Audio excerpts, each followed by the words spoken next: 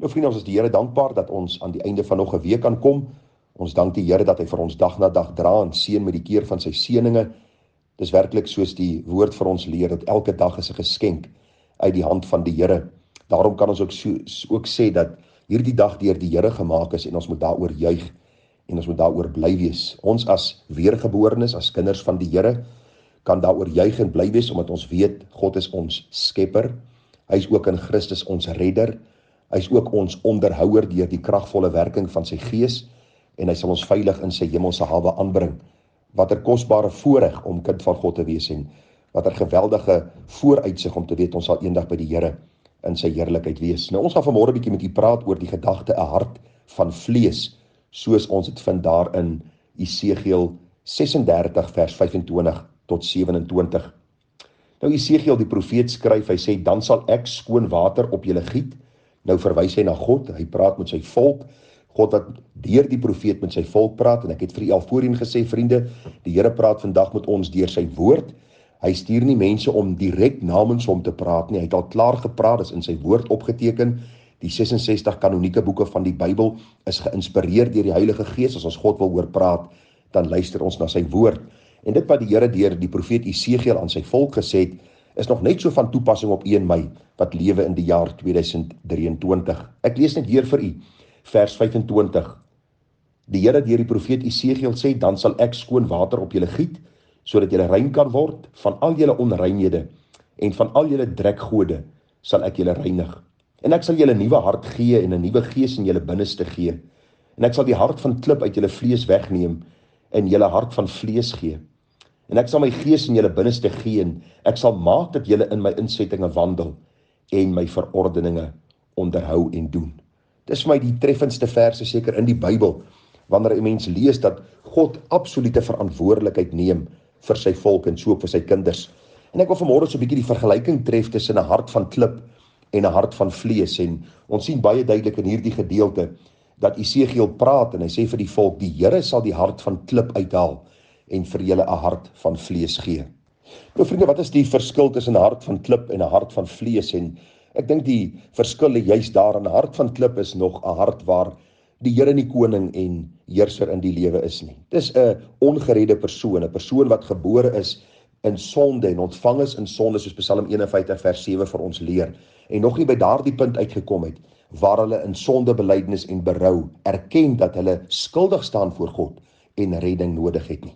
Aan die ander kant, 'n hart van vlees is iemand wat gered is. Ja, hy sien nog sy swakheid en hy sien nog sy nietigheid en hy besef nog dat hy God dikwels faal, maar daar is 'n duidelike klemverskywing en 'n verskil tussen die hart van klip en die hart van vlees. Nou die eerste gedagte waarna ons gaan kyk, vriende, wat baie duidelik in hierdie gedeelte na vore kom, 'n hart van klip is 'n hart wat sonde liefhet, terwyl 'n hart van vlees gevoelig is as dit kom by sonde. Wat bedoel ons daarby? Vriende, ongereddes soek altyd 'n verskoning vir hulle sonde. Hulle soek altyd iemand om te blameer vir die sonde wat hulle gedoen het.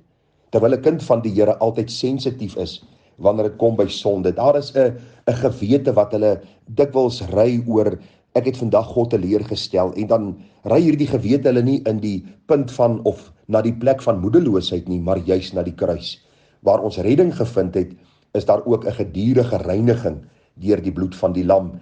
1 Johannes 1 vers 7, as ons in die lig wandel soos hy in die lig is, het ons gemeenskap met mekaar, en die bloed van Jesus Christus reinig ons gedurig deur van alle sonde. So die eerste gedagte is baie duidelik, 'n hart van klip gee nie regtig om oor sonde, en hy soek verskoning vir sonde, hy blameer ander vir sonde, terwyl iemand wat 'n hart van vlees het, 'n hart wat tot bekering gekom het, 'n hart wat gered is, wat die Here koning en meester van sy lewe gemaak het, en wat die wonderlike lewendmakende krag van die Gees gesmaak het, is iemand wat sensitief is en gevoelig is as dit kom by sonde, en sonde ten alle koste wil vermy. Spurgeon skryf en hy sê, if to the right or to the left I stray, that moment, Lord, reprove, and let me weep my life away for having grieved thy love. En dis die hart van vlees, is 'n hart wat sê, ek haat sonde, soos God sonde haat. Met 'n passie haat ek die ongeregtighede, en wanneer ek dit doen, is daar net een begeerte, dat die bloed my sal reinig van alle sonde. Die tweede gedagte, vriende, 'n hart van klip is ongevoelig as dit kom by God se wil, terwyl die hart van vlees gevoelig is vir God se wil. Jy sien, wanneer ons in ons ongeredde staat is, dan gee ons nie om wat God se wil vir ons lewe is nie. Ons doen wat ons wil, wanneer ons wil, soos ons wil, en as ons miskien 'n verkeerde besluit maak en dinge werk nie vir ons goed uit nie, dan blameer ons gewoonlik God en baie keer mense om ons. Dis die hart van klip, dis die hart wat nog nie weergebore is, nuut gemaak is, vrygemaak is van sonde nie.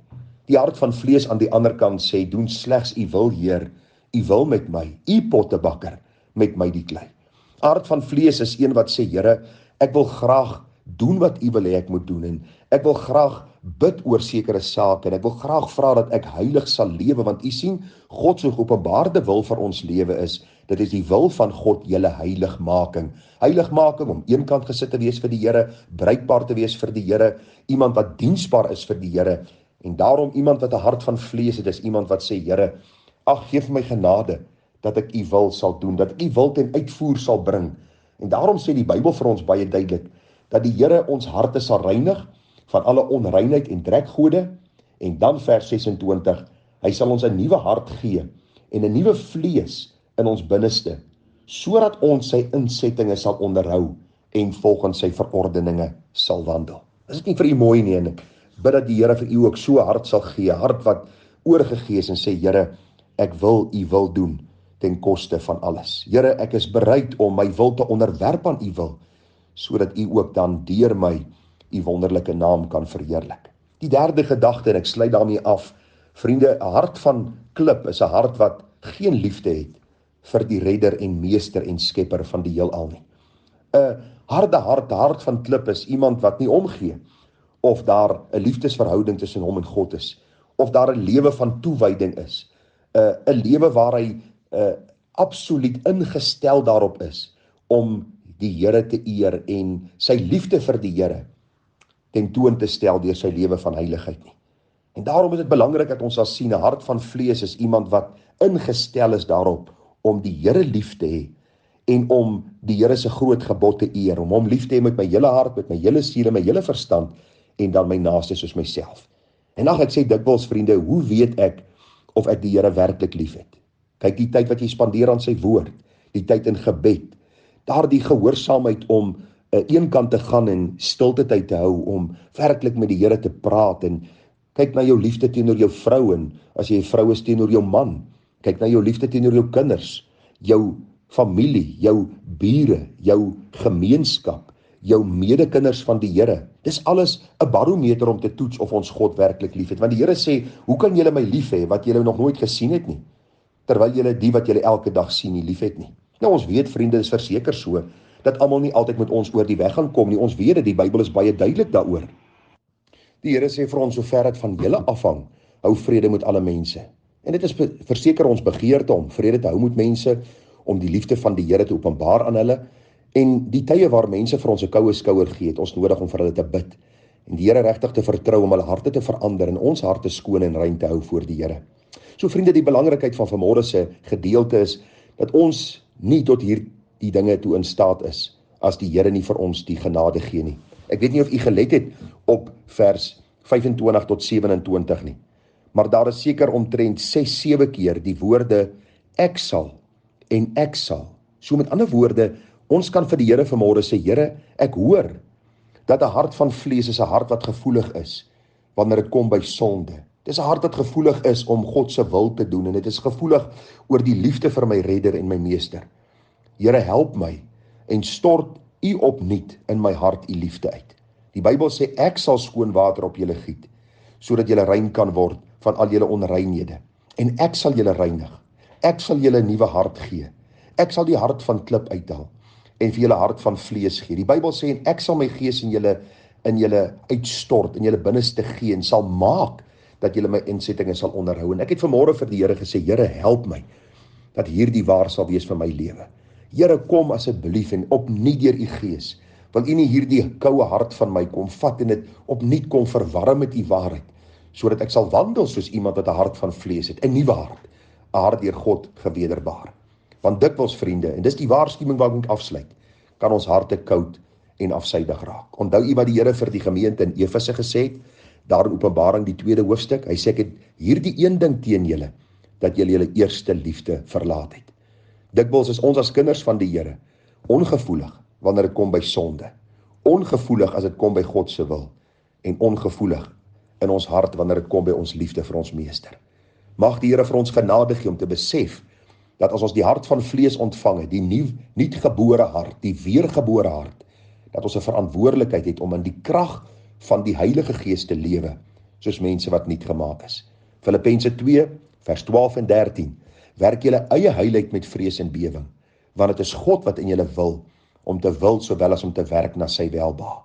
Here, en sê vanmôre dit vir die Here, Here, U weet, daar is geen groter begeerte in my hart as om te wandel volgens hierdie nuwe hart, hierdie nuwe gesindheid wat U deur U Gees in my hart kom uitstort het. 'n Hart wat vergewe is, wat vrygespreek is, wat rein is. Help my om so te wandel en dat ek nie 'n koue hartgesindheid openbaar en ander mense van U wegstoot nie. Here, gee my genade daartoe en word U verheerlik in my lewe. Dis my gebed vir jou, ook die gebed vir myself, mag die Here verheerlik word. Mooi naweek vir u en ons bid vir mekaar tada.